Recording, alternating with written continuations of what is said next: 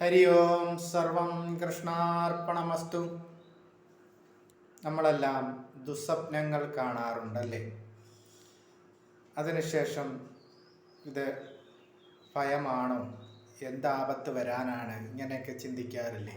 അത് കണ്ടാൽ ദോഷമുണ്ടോ, ഇത് കണ്ടാൽ ദോഷമുണ്ടോ, ഇങ്ങനെയൊക്കെ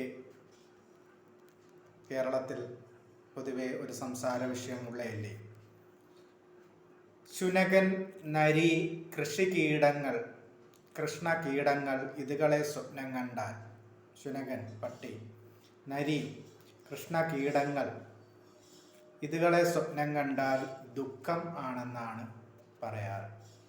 കാക്ക, പരുന്ത്, കഴുത, കുതിര, ഒട്ടകം, രഥം, കുളം, പോത്ത്, കൃഷ്ണനിറമായ സ്ത്രീ സമൂഹം ഇവകളെ കണ്ടാൽ ദുഃഖം, ഭയം.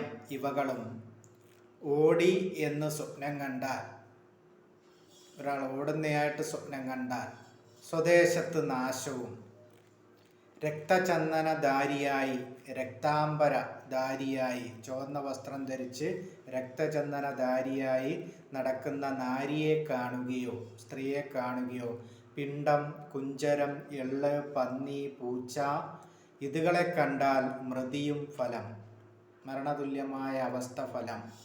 ചണ്ടാലന്മാരെയും പതിതന്മാരെയും മ്ലേച്ഛന്മാരെയും വായസത്തെയും കൃഷ്ണസർപ്പങ്ങളെയും തേൻ, പഞ്ചസാര, തൈലം ഇതുകളെയും മഞ്ഞനിറമായ കേശത്തോടു കൂടിയവകളെയും ആദിത്യമണ്ഡലം താഴെ പതിച്ചുവെന്നും ചന്ദ്രമണ്ഡലം താഴെ പതിച്ചുവെന്നും നക്ഷത്രങ്ങൾ പതിച്ചുവെന്നും സ്വപ്നത്തിൽ കണ്ടാൽ ധനനാശവും മരണഭീതിയും ദുഃഖവും, സ്വപ്നത്തിൽ കണ്ടാൽ ധനനാശവും മരണഭീതിയും ദുഃഖവും ഫലമാണെന്നാണ് പറയുന്നത്. സമുദ്രം, മണൽത്തിട്ട, താമരപ്പൊയ്ക ഇതുകൾ കണ്ടാൽ ധനനാശവും, എണ്ണ തേച്ചു എന്ന് കണ്ടാൽ രോഗവും, പല്ലു പൊഴിഞ്ഞു എന്ന് കണ്ടാൽ സന്താപവും, ബന്ധുനാശവും വ്യസനവും, പിശാചുക്കൾ ആലിംഗനം ചെയ്തു എന്നും യോഗിയെയും മരണത്തെയും കണ്ടാൽ മഹാദുഃഖവും ധനനാശവും ബന്ധുദുഃഖവും ഫലമാകുന്നു. ഇതാണ് ഈ വക ദുസ്വപ്നങ്ങൾ കണ്ടാലുള്ള ഫലം.